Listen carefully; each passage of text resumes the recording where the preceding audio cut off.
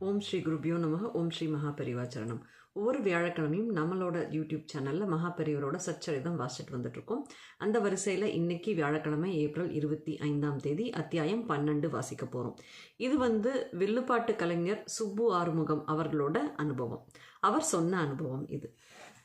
காஞ்சிபுரத்தில் நடந்து கொண்டிருந்த ஆகம சிற்ப சதஸில் மேடையை நோக்கியபடி மகா சுவாமிகள் அமர்ந்திருக்க, நான் மேடையில் இருந்தபடியே அவரை வணங்கியதற்கு ஒரு விளக்கம் கொடுத்தேன். இது சுப்பு ஆறுமுகம். கோபுரத்தை நாம் தூரத்தில் இருந்துதான் கும்பிடுகிறோம், கிட்டே போய் தொட்டு கும்பிடுவதில்லை. அதே போலத்தான் இங்கிருந்தபடியே பெரியவாளை மனதார தொழுகிறேன் என்று சொல்லி அவர் அமர்ந்திருந்த திசை நோக்கி கைகளை கூப்பி வணங்கினேன்.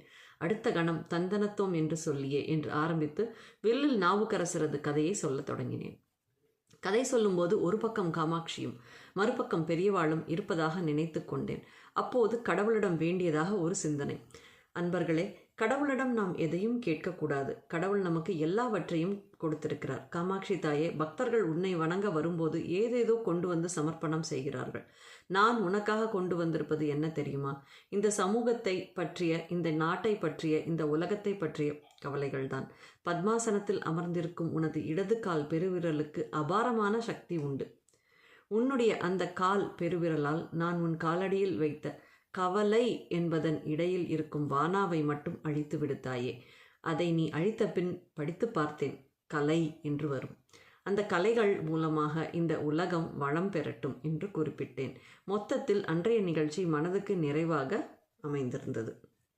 மறுநாள் சென்னைக்கு புறப்படும் முன் மகா சுவாமிகளை தரிசிக்க சென்றேன். வணங்கி எழுந்தபோது அந்த மகான் சொன்ன வார்த்தைகள். வானாவை அழிச்சுட்டாடா. அவர் சொன்னதை கற்பூரம் மாதிரி சட்டென புரிந்து கொள்ளாவிட்டாலும் ஒரு சில வினாடிகளில் புரிந்து கொண்டேன். வார்த்தைகள் இரத்தின சுருக்கமாக வந்தாலும் அவை என்னை மெய்சிலிர்க்க வைத்தன. லோகத்தில் இருக்கிற எல்லா கவலைகளிலும் உள்ள வானாவையும் அழிக்கணும் என்று நான் சொல்ல, லோகக்ஷேமம் பற்றி பேசுறியா? கோவில் இருக்கிற எல்லா ஊர்லையும் உன்னை கூப்பிடுவா, நீ போய் பாடு.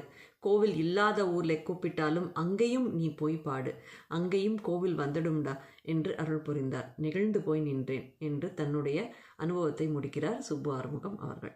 ஓம் ஸ்ரீ குருபியோ நமக. ஓம் ஸ்ரீ மகாபெரிவா சரணம்.